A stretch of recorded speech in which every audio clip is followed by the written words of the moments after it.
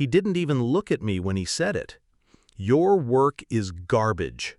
The words fell from his mouth like crumbs from a stale loaf. His finger hovered over the keyboard, then pressed delete. The screen went black. My project, 6 months of precision, sleepless nights, and quiet obsession, was gone. In front of my wife. In front of her mother.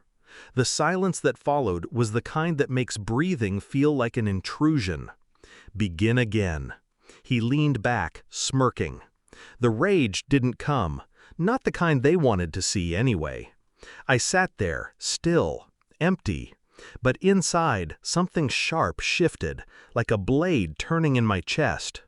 Then my phone rang. Unknown number. I answered. "Yes, I'll take the $800,000 offer to join your team."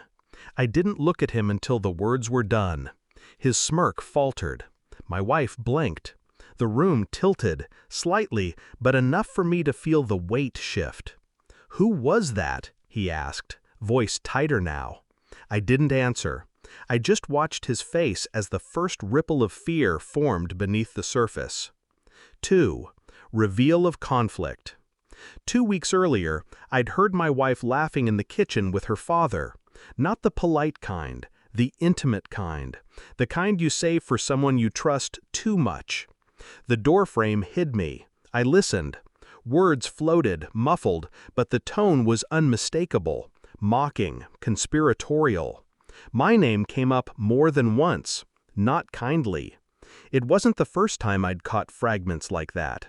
I had always known he didn't like me. Too quiet, too deliberate.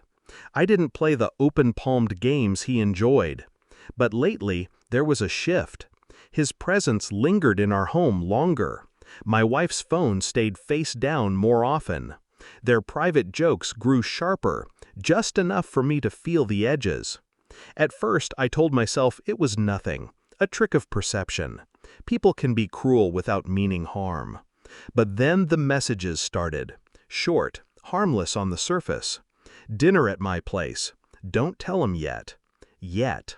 That word burned. I didn't ask her about it. Not yet. Instead, I began to watch. I noticed her phone vibrate in the bathroom, the name Dad glowing, but her hand moved too fast to let me see more. I copied her call logs one night while she slept. Patterns emerged. Calls at hours that made no sense. 10 minutes here, 40 there. I reached out to someone I trusted, an old friend in IT. I gave him 2 numbers, hers and her father's. He didn't ask questions. By morning, I had a spreadsheet. Calls, messages, frequency, duration, enough to draw a line straight through them. Still, it wasn't proof of what, and proof was the only thing worth holding. Then I found the envelope, bottom drawer of her desk, my name on it, but unopened. Inside, my last quarterly report for the startup I'd been building. Handwritten notes in the margins. Not hers, his. Phrases like unsellable and dead weight looped in his neat, arrogant script. She'd shown him everything, my work, my plans, my worth, laid out like an autopsy for him to dissect. The truth came in the form of a transfer notice. I had been approached months ago by a rival firm. They wanted my work, my precision, my discipline. I'd stalled, loyal to the company I'd built with my wife's support. Now, my friend in IT sent me a recording. Not voice, not exactly. It was a screen capture from a video call. Her, him, my code displayed on his monitor. He was showing it to someone else, selling it, laughing about how I'd never see a cent. I didn't sleep that night, didn't rage, I cataloged. Dates, times, screenshots. I packaged it all into a single folder and titled it Begin Again. The next day, I walked into the living room where he sat, feet up, sipping coffee. My wife beside him, scrolling her phone. I placed a flash drive on the table. "Play it," I said. She hesitated. He didn't.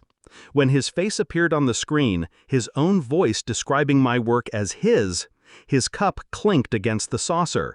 My wife's eyes darted between us, the color draining from her cheeks. That was when he made his move. Anger, denial, the usual theater. He stood, demanding to know where I'd gotten it. I didn't answer. I called my contact at the firm.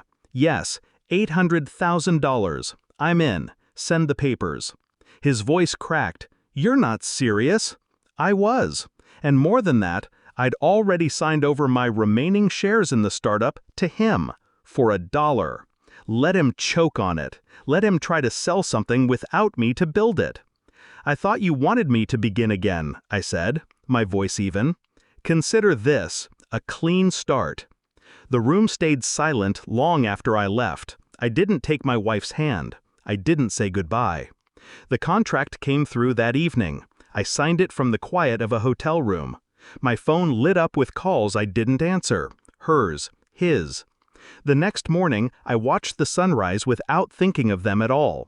I'd imagined this moment might feel like victory. It didn't. It felt like air, like the weight had shifted off my chest and vanished into nothing. Some things don't end in fire. Some end in silence. And silence is the only language they can't twist. Final line, they told me to begin again, so I did. Just not in the way they imagined.